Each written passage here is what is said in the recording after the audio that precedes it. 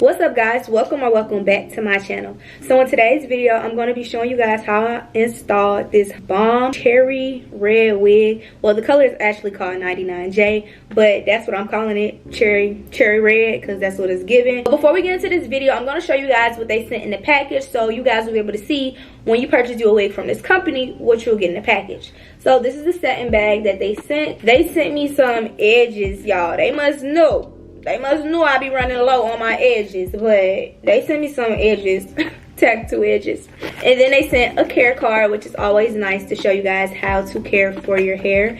And then they sent some eyelashes, and these eyelashes actually QAF. And then of course the bag it came in. So y'all, I was happy about that. I want to go ahead and get started in today's video and show you guys how I got this look like. And this is human hair.